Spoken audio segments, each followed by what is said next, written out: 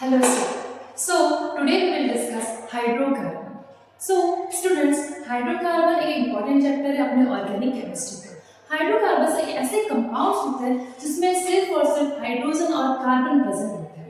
So, start करते हैं अपना हाइड्रोकार्बन. हाइड्रोकार्बन ऐसे कंपाउंड्स होंगे compounds which contain only hydrogen and carbon. ऐसे कंपाउंड्स जिसमें सिर्फ और सिर्फ हाइड्रोजन और कार्बन प्रेजेंट होंगे उसे ही हम हाइड्रोकार्बन्स कहते हैं. ये जो हाइड्रोकार्बन्स होते हैं वो सिंपल ऑर्गेनिक कंपाउंड्स होते हैं. जैसे हमारे जो फ्यूल्स है बाकी ये सब कोल वगैरह होते हैं वो सब किससे बने होते हैं? वो सारे के सारे होते हैं हाइड्रोकार्बन. ओके, फ्यूल्स जो है वो क्या होते हैं? हाइड्रोकार्बन होते हैं. पेट्रोलियम हो गया, कोल हो गया, इसमें सिर्फ और सिर्फ कोल और हाइड्रोजन ही प्रेजेंट होते हैं. कोल और hydrogen atom he, carbon and hydrogen atom he present होते हैं. जैसे फ्यूल करते क्या है? फ्यूल करते हैं एनर्जी प्रोडक्शन, है ना. हमने देखा है कि बहुत सारे फ्यूल्स हैं वो क्या करते हैं? एनर्जी प्रोडक्शन करते हैं. तो हमें ये पता होना चाहिए कि वो सारे के सारे फ्यूल्स किससे बने होते हैं? वो सारे के सारे फ्यूल्स बने होते हैं कार्बन और हाइड्रोजन एटम के, और वो सबको हम कहते हैं हाइड्रोकार्बन. सो ये जो इंट्रोडक्टरी पार्ट के हाइड्रोकार्बन कहाँ पाया जाता है, किस तरीके से होता है. सो अगर हम हाइड्रोकार्बन का क्लासिफिकेशन करते हैं, लेट्स क्लासिफाई हाइड्रोकार्बन्स. अगर हम हाइड्रोकार्बन का क्लासिफिकेशन करेंगे सो सबसे पहले इसको क्लासिफाई किया जाता है एक एलिफेटिक एंड दूसरा है अपना एलिसाइक्लिक कंपाउंड्स. ओके, सबसे फर्स्ट क्लासिफिकेशन किया जाता है हाइड्रोकार्बन्स का वो होता है एलिफेटिक एंड देन होता है एलिसाइक्लिक. एलिफेटिक मतलब ऐसे कंपाउंड जो एक ओपन चेन स्ट्रक्चर हो. क्या हो? ओपन चेन स्ट्रक्चर बोल सकते हैं हम. और एलिसाइक्लिक जो होता है वो एक क्लोज स्ट्रक्चर होता है, क्लोज सिस्टम बोल सकते हैं हम उसे, या फिर क्लोज स्ट्रक्चर कह सकते हैं, क्लोज स्प्रिंग कह सकते हैं, कुछ भी कह सकते हैं. ओके, तो हाइड्रोकार्बन को हमने क्लासिफाई कर दिया एलिफेटिक में और एलिसाइक्लिक में. अगर एलिफेटिक का भी अगर क्लासिफिकेशन किया जाए तो हमने ये स्टडी किया है पहले क्लास में कि एलिफेटिक जो होता है वो इसके अंदर आते हैं students alkane, alkene and last alkyne. Okay, ऐसा क्या होता है? एलिफेटिक का जब क्लासिफिकेशन किया जाता है तो वहां पे आता है एल्कीन और एल्काइन. एल्केन क्या होता है? ऐसे कंपाउंड जिसमें कार्बन में से बस एक सिंगल बॉन्ड कंटेन होता है वो कंपाउंड क्या कहलाते हैं स्टूडेंट? एल्केन. नाउ अगर कार्बन और कार्बन में डबल बॉन्ड हो तो वो क्या कहलाते हैं? एल्कीन. और अगर कार्बन और कार्बन में ट्रिपल बॉन्ड पाया जाता है so that compound is known as alkyne. Okay, alkene और एल्काइन का जनरल फॉर्मूला भी होता है. जैसे अगर एल्कीन की बात करें हम तो यहाँ पे इसका फॉर्मूला आता है CnH2n+2. एल्कीन का अगर जनरल फॉर्मूला देखें हम तो आता है इसका CnH2n, और यहाँ पे एल्काइन का आता है बेटा CnH2n-2. These are the general formula for the alkene and alkyne. Okay, तो ये क्लासिफिकेशन था अपना एलिफेटिक कंपाउंड का. अगर हम एलिसाइक्लिक कंपाउंड की बात करें और इसका क्लासिफिकेशन करें तो यहाँ पे जो क्लासिफिकेशन होगा वो यहाँ पे आता है एक एरोमेटिक, दूसरा आता है anti aromatic and third is non aromatic. क्या ये क्लियर है सबको? क्या क्लियर है कि एलिसाइक्लिक जो है उसमें एरोमेटिक, एंटी एरोमेटिक और नॉन एरोमेटिक कंपाउंड्स आते हैं. एरोमेटिक कंपाउंड क्या होता है? हमने देखा है कि बहुत सारे रूल्स होते हैं जिसमें एरोमेटिक को हम क्लासिफाई करते हैं कि जब वो रूल फॉलो किया जाएगा तभी कोई कंपाउंड एरोमेटिक होगा, जब रूल फॉलो किया जाएगा तभी एंटी एरोमेटिक होगा, और इन दोनों में से एक रूल भी अगर ब्रेक डाउन हो जाता है तो वो आता है नॉन एरोमेटिक के अंदर. सो जैसे अगर हम एरोमेटिक की बात करें तो एरोमेटिक क्या होना चाहिए स्टूडेंट्स? साइक्लिक होना चाहिए हमारा कंपाउंड प्लेनर होना चाहिए, हमारा कंपाउंड कॉन्जुगेटेड होना चाहिए, रेजोनेंस में होना चाहिए, और एट लास्ट जो रूल फॉलो करना चाहिए जिसे हम हकल रूल कहते हैं. हकल रूल में जो 4n+2 है वो रूल फॉलो करना चाहिए, तभी हमारा जो कंपाउंड है वो क्या कहलाएगा? एरोमेटिक कहलाएगा. ओके, क्लियर है ना? सेम इसमें भी साइक्लिक होना चाहिए, सेम इसमें भी प्लेनर होना चाहिए, सेम इसमें भी कॉन्जुगेटेड होना चाहिए. बट अगर हकल रूल में 4n+2 रूल के जगह पे 4n रूल फॉलो किया जाता है तो वो कंपाउंड हमारा क्या हो जाता है, एंटी एरोमेटिक हो जाता है। नेक्स्ट नॉन एरोमेटिक कब हो गया, नॉन एरोमेटिक तब होगा जब कोई कंपाउंड साइक्लिक ना हो, जब कोई कंपाउंड प्लेनर ना हो, जब कोई कंपाउंड कंजुगेटेड ना हो, तब इनमें से कोई भी रूल अगर एक रूल भी फॉलो नहीं करता तो यहाँ पे वो हो जाता है non aromatic. It is clear?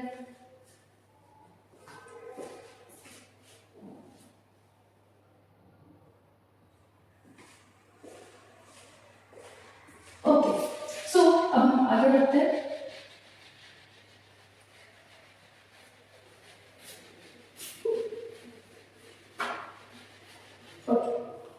सो अगर हम आगे बढ़े तो हम एक बार डिस्कस कर लेते हैं कि एरोमेटिक, एंटी एरोमेटिक और नॉन एरोमेटिक क्या होता है। अगर हम बात करें एरोमेटिक के एग्जांपल्स की तो एरोमेटिक एग्जांपल जैसे कि हो गया हमारे यहाँ पे बेंजीन रिंग, बेंजीन रिंग में यहाँ पे लगे हुए 3 ट्रिपल बॉन्ड, तो यहाँ पे क्या ये एरोमेटिक के सारे रूल्स फॉलो करते हैं, एक बार चेक कर लेते हैं। देखो ये जो कंपाउंड है, हाँ ये क्या है, एक cyclic structure, yes it is a closed system, so it is cyclic.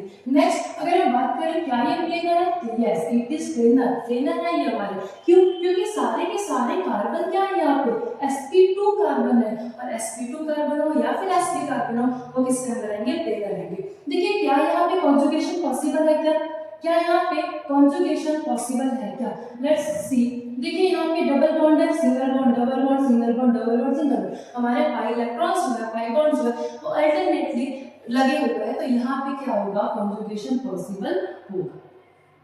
Next अगर हम बात करें क्या ये 4n+2 रूल फॉलो करता है, तो हमें क्या करना पड़ेगा, 4n+2 रूल अगर फॉलो करवाना है, देखना है कि फॉलो करता है या नहीं करता है, तो यहाँ पे 4n+2 rule is equals to, यहाँ पे नंबर ऑफ पाई इलेक्ट्रॉन्स कितने हैं, जस्ट चेकिंग। सी एक पाई बॉन्ड में 2 पाई इलेक्ट्रॉन्स हो गए, इसमें 2 इलेक्ट्रॉन हो गए, इसमें 2, तो टोटल कितने हो गए students, 6 electron. So 4n+2 is equals to लिखना है 6, एंड अब ये देखना है क्या n की वैल्यू अगर हम यहाँ पे 0 1 2 3 कुछ भी रखकर क्या 6 लेके आ सकते हैं क्या, चेक करिए एक बार, 4n+2 इज इक्वल्स टू 6, तो अगर हम यहाँ पे 4 यहाँ पे 1 रख देते हैं +2 इज इक्वल्स टू, तो यहाँ पे आ जाता है अपना 6। इसका मतलब ये कंपाउंड जो है वो हर तरह रूल भी फॉलो कर रहा है और सारे के सारे क्राइटेरिया भी फॉलो कर रहा है, that's why this compound is an aromatic compound. वैसा ही अगर हम एंटी एरोमेटिक की बात करें, यहाँ पे एंटी एरोमेटिक की बात करें तो एंटी एरोमेटिक में भी क्या होगा, इस तरीके का एक कंपाउंड होगा, मान लो हमारे पास एक कंपाउंड है। सो नाउ सी क्या है कंपाउंड साइक्लिक है,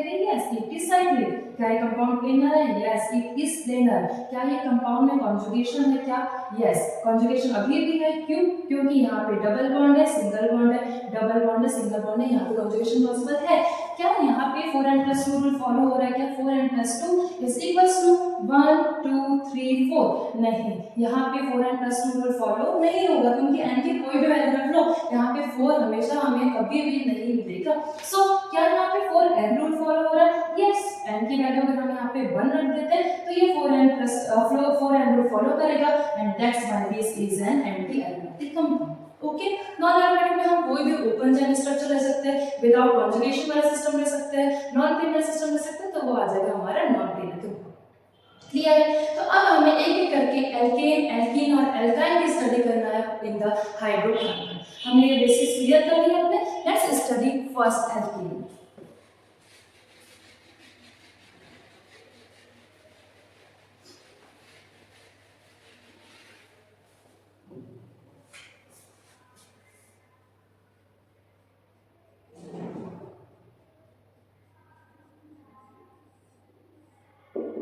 Let's first study alkanes. So what is alkane? What are alkanes? So alkane मैंने बताया आपको कि alkane में फर्स्ट चीज होगा वो क्या होगा कि कार्बन कार्बन के बीच में हमें सिंगल बॉन्ड देखने को मिलेगा। सेकंड जो कैरेक्टरिस्टिक होगा, इसका जो जनरल कॉन्फ़िगरेशन होता है वो क्या होता है, CnH2n+2, ये है इसका general formula for the alkene.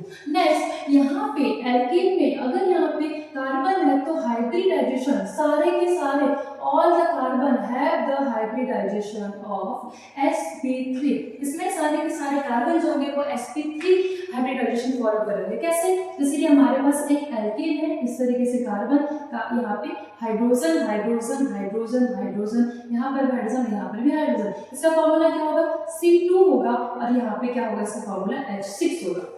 Okay, क्या फॉर्मूला बन गया स्टूडेंट्स का, C2H6। अब ये चेक करिए क्या यहाँ पे जो कार्बन लगे हुए हैं क्या ये sp3 हाइब्रिड एक कार्बन ने 4 बॉन्ड बनाया, 4 बॉन्ड, यहाँ पे S P P and P। इसका मतलब क्या है स्टूडेंट्स कि यहाँ पे जो कार्बन है वो क्या है, sp3 हाइब्रिड एडिशन फॉलो कर रहा है। देयरफॉर एल्केन्स में हमेशा भी सारे कार्बन कैसे क्या हाइब्रिड एडिशन फॉलो कर रहे होंगे, sp3 हाइब्रिड एडिशन। ओके, ये जिस क्लियर है। पहले earlier hydrocarbon are also known as paraffins. Paraffins भी कहते थे इसे, क्यों पैराफिन्स कहते थे, पैराफिन्स इसलिए कहते थे because of their less reactivity. यहाँ पे जो हमारा एल्केन्स होता है वो बाकी एल्कीन और एल्काइन से लेस रिएक्टिव होता है ना। यहाँ पे जो सिग्मा बॉन्ड होता है वो स्ट्रॉन्ग बॉन्ड है as compare to pi bond. So जैसे कि एल्कीन और एल्काइन में पाई बॉन्ड्स होते हैं वो वीक होते हैं as compare to the sigma bond, तो वो जल्दी रिएक्ट कर लेते हैं। बट यहाँ पे एल्केन्स में क्या बॉन्ड होता है, सिग्मा बॉन्ड, जो कि स्ट्रॉन्ग बॉन्ड है, वो इजीली रिएक्ट नहीं करते। देयरफॉर उन्हें पहले पैराफिन्स कहा जाता था because of their less reactivity. इतना क्लियर है क्या? एल्केन का जो इंट्रोडक्टरी पार्ट था आपको समझ आ गया कि कैसा हमारा एल्केन होगा, क्या उसका जो भी बैकग्राउंड है जिससे हम आगे बढ़ने वाले हैं अभी, क्या आपको ये क्लियर है? ओके, सो नेक्स्ट जो चीज हम पढ़ने वाले हैं वो है प्रिपरेशन मेथड ऑफ एल्केन्स, कि एल्केन्स को कैसे प्रिपेयर किया जाता है। देखिए एल्केन को प्रिपेयर करने के बहुत सारे मेथड हैं। अगर हम बोले तो अनसैचुरेटेड कार्बन से अनसैचुरेटेड हाइड्रोकार्बन जैसे कि एल्कीन्स हो गया, एल्काइन्स हो गया, इससे कर सकते हैं। सेकंड एल्काइल हैलाइड से कर सकते हैं। थर्ड क्लेमेंशन रिडक्शन से कर सकते हैं। वुर्ज रिएक्शन से कर सकते हैं। बहुत सारे ऐसे प्रिपरेशन मेथड है जिससे हम एल्केन्स का प्रिपरेशन कर सकते हैं। So let's see one by one how the alkenes prepare. Okay, so first preparation method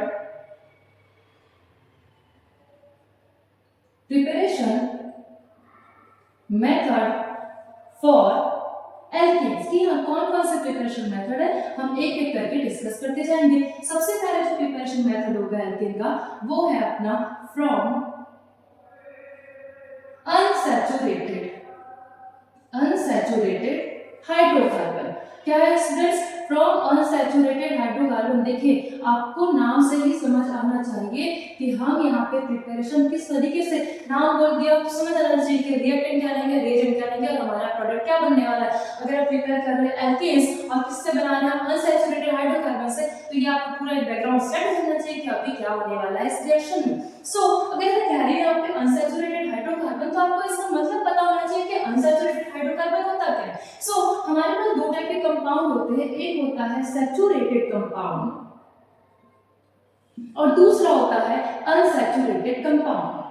okay, ये बहुत सिंपल है। सैचुरेटेड कंपाउंड के अंदर यहाँ पे सिर्फ सिंगल बॉन्ड कार्बन वाले कंपाउंड्स आते हैं और यहाँ पे कार्बन डबल बॉन्ड या फिर कार्बन ट्रिपल बॉन्ड वाले कंपाउंड्स अनसैचुरेटेड के अंदर आते हैं। तो हम क्या करने वाले हैं अभी यहाँ पे इस डबल बॉन्ड या फिर ट्रिपल बॉन्ड एल्कीन्स या फिर एल्काइन से हम प्रिपेयर करने वाले हैं अपना alkenes that is saturated compound. Okay, तो यहाँ पे देखिए यहाँ पे जो रिएक्टेंट हो सकता है स्टूडेंट्स, रिएक्टेंट्स क्या क्या हो सकते हैं यहाँ पे, एल्कीन्स हो सकते हैं और एल्काइंस हो सकते हैं। क्यों? क्योंकि हम प्रिपेयर करने वाले हैं अनसैचुरेटेड हाइड्रोकार्बन में, तो एल्कीन और एल्काइन दोनों ही पार्ट है इसका अनसैचुरेटेड हाइड्रोकार्बन का। अगर हम यहाँ पे रिएजेंट्स देखें कि कौन कौन से रिएजेंट्स होगा, तो यहाँ पे हम यूज करते हैं student hydrogen source of hydrogen, यहाँ पे सोर्स है हाइड्रोजन का, वहाँ पे डबल बॉन्ड ब्रेक होगा और हाइड्रोजन आगे लग जाएगा, तो हाइड्रोजन यहाँ पे रिएजेंट होगा। और अगर आप कैटलिस्ट की बात करें, अलग से कैटलिस्ट लिखा है, तो यहाँ पे यूज होता है निकल, दूसरा प्लेटिनम, तीसरा पैलेडियम और भी बहुत सारे टाइप के कैटलिस्ट यूज हो सकते हैं। क्या ये क्लियर है? पर एक चीज आपको याद रखने की ये तो है, अगर हम हाइड्रोजन के साथ प्लेटिनम या फिर पैलेडियम यूज करते हैं तो यहाँ पे हमें सिर्फ नॉर्मल टेम्परेचर भी प्रोवाइड करेंगे हम, तो ये रिएक्शन हो जाती है। लेकिन अगर निकल है तो हमें इसके लिए हाई टेम्परेचर का नीड होता है। क्या इतना क्लियर है? ये क्या अपनी रिएक्शन कंडीशन, प्रोडक्ट हमें पता है, प्रोडक्ट हमें मिलेगा कोई ना कोई एल्केन मिलेगा। क्या इतना क्लियर है? लेट्स सी एक एग्जांपल से हम देखते हैं कि कैसे हम अनसैचुरेटेड हाइड्रोकार्बन से एक एल्केन का प्रिपरेशन कर सकते हैं। Let's see this. जैसे हमारे पास है यहाँ पे इस तरीके का एक कंपाउंड। ओके, यहाँ पे इस कंपाउंड का नाम क्या होगा स्टूडेंट? जैसे हम देखें यहाँ पे 1 2 3 कार्बन है, तो हम इसके लिए प्रॉप यूज करेंगे और यहाँ पे डबल बॉन्ड है फर्स्ट पोजीशन पे। अगर हम इस साइड से देखेंगे फर्स्ट पोजीशन आएगी तो इसका नाम क्या हो जाएगा? प्रोटीन हो जाएगा।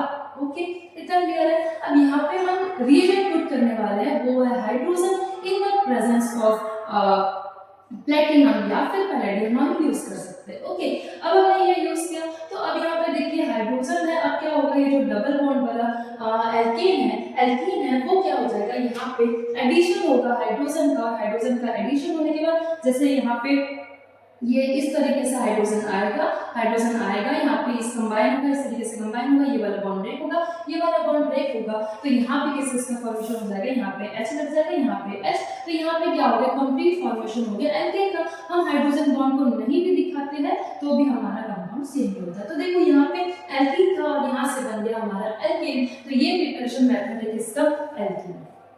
क्या ये क्लियर है? हम किसी भी तरीके से कर सकते हैं, जैसे हमारे पास और एक एग्जांपल होगा यहाँ पे इस तरीके से, अगर हमारे पास यहाँ पे H2 है, हमने कैटलिस्ट में निकल ले लिया, तो मैंने क्या कहा था, अगर निकल होगा कैटलिस्ट हमारा तो हमें टेम्परेचर जो देना होगा यहाँ पे स्टूडेंट वो कितना देना पड़ेगा, हाई टेम्परेचर, तो हमने यहाँ पे ले लिया 300 डिग्री सेल्सियस।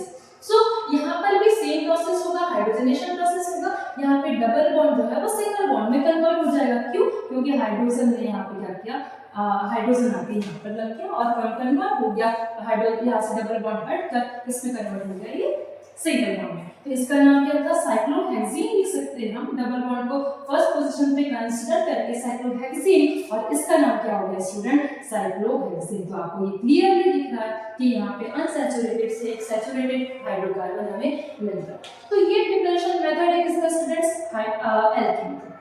अब इसमें आपको दो चीजें ध्यान रखनी है, वो चीजें इंपॉर्टेंट है, ऑफ कोर्स इंपॉर्टेंट है ये क्वेश्चन को सॉल्व करने के लिए, और आपके माइंड में हमेशा ये चीज आपके होना ही चाहिए। जैसे कि आपको ये ध्यान रखना है स्टूडेंट्स, फर्स्ट इंपॉर्टेंट पॉइंट कि ट्रिपल बॉन्ड, अगर कोई कंपाउंड है जिसमें डबल बॉन्ड भी है और ट्रिपल बॉन्ड भी है, तो ट्रिपल और हमारा जो रिएजेंट है वो सिर्फ एक इक्विवेलेंट दिया है, इसका मतलब किसी भी एक पर ही रिएक्शन होगी, चाहे ट्रिपल बॉन्ड पे या डबल बॉन्ड पे। तो हमें ये याद रखना है यहाँ पे कि triple bond is more reactive than double bond. क्या होगा स्टूडेंट, यहाँ पे ट्रिपल बॉन्ड जो होगा वो मोर रिएक्टिव होगा डबल बॉन्ड से। अगर हम किसकी बात करें, रिएक्टिविटी की, ऑर्डर की बात करें, जैसे अगर आपको एग्जांपल बता दूं ना, यहाँ पे इस तरीके का कंपाउंड दिया है जहाँ पे इस तरीके से यहाँ पे हमारे पास एक कंपाउंड, ओके, यहाँ पे लगा हुआ है अपना हाइड्रोजन, यहाँ पे निकल इन 300 डिग्री एट 300 डिग्री सेल्सियस। अब देखिए यहाँ पे ट्रिपल बॉन्ड भी है और डबल बॉन्ड भी, सो यहाँ पे ये रिएक्शन किससे होगा, मान लो यहाँ पे मैंने ये जो रिएजेंट था वो दे दिया सिर्फ और सिर्फ वन इक्विवेलेंट। इसका मतलब क्या है कि जो हाइड्रोजनेशन प्रोसेस होगी वो सिर्फ एक बार, क्या इतना क्लियर है? अब यहाँ पे मैंने कहा कि ट्रिपल बॉन्ड और डबल बॉन्ड में से सबसे ज्यादा रिएक्टिविटी शो करता है वो बात करता है ट्रिपल बॉन्ड। रीजन क्या हो, मैंने कहा कि यहाँ पे दो पाई बॉन्ड्स होंगे वो वीकर होते हैं, तो वो इजीली फास्ट रिएक्ट करते हैं, तो इसीलिए जब हाइड्रोजनेशन होगा तो डबल बॉन्ड ना होकर कौन रिएक्ट कर किसके पास जाएगा, ये H2 इसके पास जाएगा, और एक इक्विवेलेंट है तो ट्रिपल बॉन्ड को वो सिर्फ डबल बॉन्ड में कन्वर्ट कर सकता है। एक बार हाइड्रोजनेशन होगा यहाँ पे इस तरीके से, लेट्स सी कैसे होगा, यहाँ पे हाइड्रोजन, ये इससे कनेक्ट होगा, ये इससे कनेक्ट होगा, यहाँ से एक बॉन्ड ब्रेक होगा, यहाँ से एक बॉन्ड ब्रेक होगा, तो क्या हो जाएगा, डबल बॉन्ड में कन्वर्ट हो जाएगा। तो हम यहाँ पे 1 2 3 4 5 कार्बन 1 2 3 4 5 इस तरीके का एक स्ट्रक्चर बना सकते हैं। क्या क्लियर है? हमें देखिए अगर ट्रिपल बॉन्ड है तो हमें लीनियर स्ट्रक्चर बनाना होता है, क्यों? क्योंकि sp कार्बन जो होते हैं वो 180 डिग्री मेंटेन करके चलते हैं और यहाँ पे 180 डिग्री मेंटेन होना चाहिए, लेकिन डबल बॉन्ड में हम बेंड कर सकते हैं अपना स्ट्रक्चर। तो हमारा यहाँ पे ये जो एल्काइल था वो कन्वर्ट हो गया एल्कीन में, क्योंकि हमारे पास सिर्फ एक इक्विवेलेंट था, तो इस तरीके से हमारा ये रिएक्शन होगा। क्या ये क्लियर है? आई होप आपको समझ आ गया। नेक्स्ट जो इंपॉर्टेंट पॉइंट की मैं बात कर रही थी वो था कि अगर हमारे पास दो टाइप के एल्कीन प्रेजेंट हुए, डबल बॉन्ड ऐसे प्रेजेंट होंगे जो एक बार ज्यादा हिंडर्ड होंगे और दूसरा कम हिंडर्ड होने वाले। जैसे कि अगर एग्जांपल बताऊं तो पहले लिख लेते हैं हम कि reactivity less hindered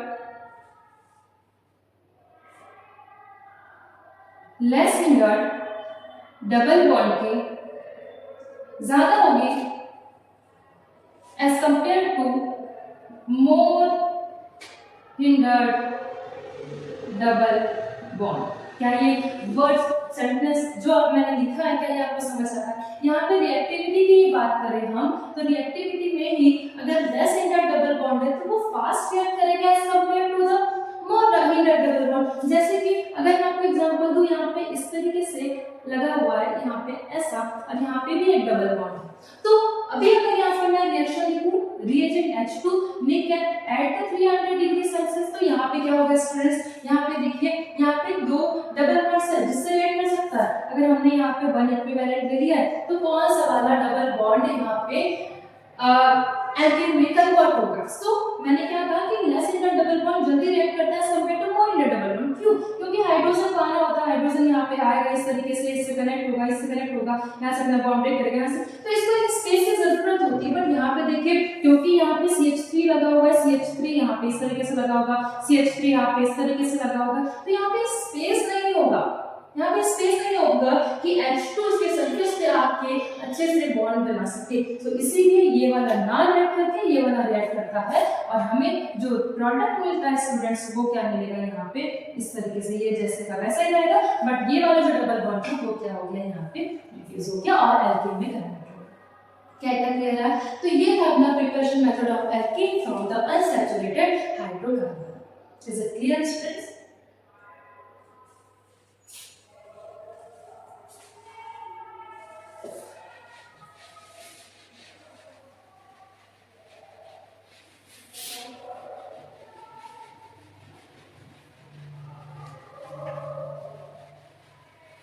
okay, so हम और एक प्रिपरेशन मेथड देखते हैं जो नेक्स्ट है अपना फ्रॉम द एल्काइल हाइड, मतलब एल्काइल हाइड से हम कैसे प्रिपेयर करने वाले हैं अपना एल्केन्स ये अभी देख लेते हैं। सो नेक्स्ट जो प्रिपरेशन मेथड होगा स्टूडेंट फ्रॉम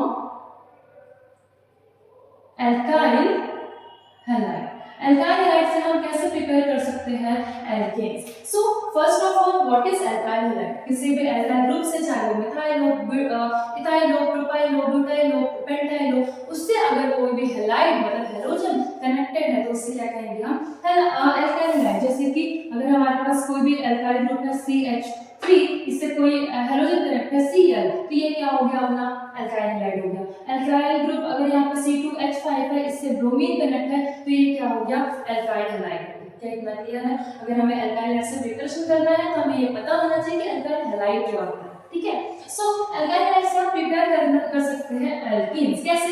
यहाँ पे देखिए सबसे पहले हम एक कंडीशन लिख लेते हैं जिससे हमें आगे चलकर प्रॉब्लम ना है कि हम यहाँ पे क्यों एल्काइल हैलाइड से हमें एल्कीन बनाना होगा। सो अगर हम रिएक्टेंट की बात करें, यहाँ पर रिएक्टेंट की बात करें तो यहाँ पे रिएक्टेंट हमारा क्या होगा स्टूडेंट्स एल्काइल हैलाइड होगा। नेक्स्ट अगर हम रिएजेंट्स की बात करें तो रिएजेंट यहाँ पे क्या होगा स्टूडेंट, रिएजेंट यहाँ पे हम यूज करते हैं वो है जिंक है, जिंक के साथ हमने ले लिया HCl ले लिया।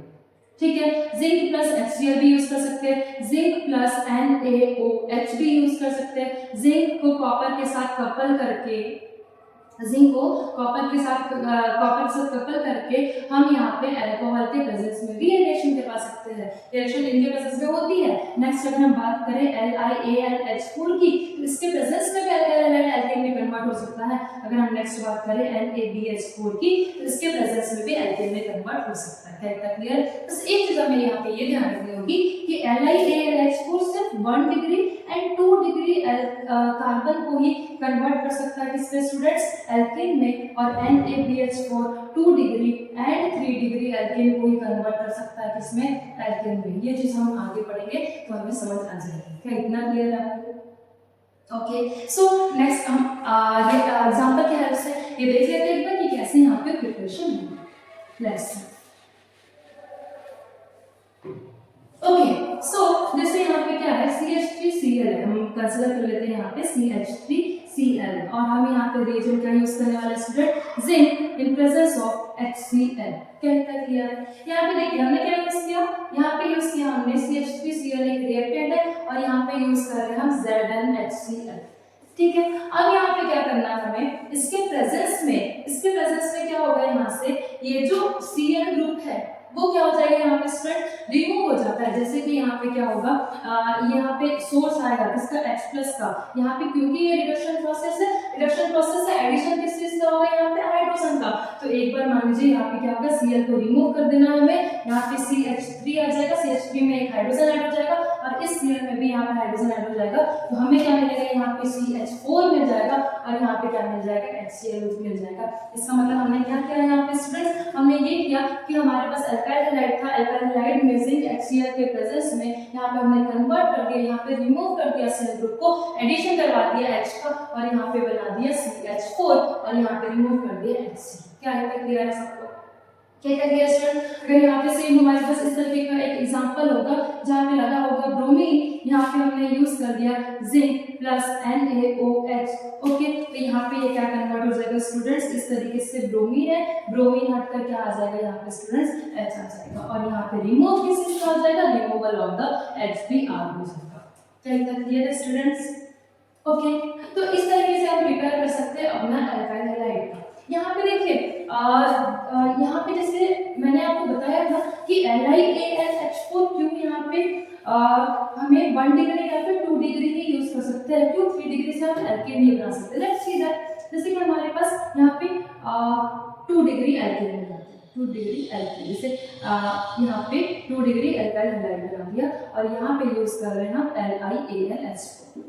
अब ये देखिए क्या यहाँ पे LiAlH4 की हेल्प से क्या एल्कीन बन सकता है क्या? यस, यहाँ पे LiAlH4 भी H+ का सोर्स है, तो ये क्या करेगा यहाँ से इस यहाँ पे ये Cl को रिमूव हो जाएगा यहाँ पे और H का एडिशन हो जाएगा, तो यहाँ पे इस तरीके से हम क्या बना देंगे, यहाँ पे CH3, यहाँ पे C, यहाँ पे H, यहाँ से Cl रिमूव हो गया, Cl रिमूव हो गया, हम ऐड करवा देंगे H और यहाँ पे CH3 बना देंगे। क्या एकदम क्लियर है? और यहाँ पे रिमूव क्या होगा स्टूडेंट, HCl रिमूव।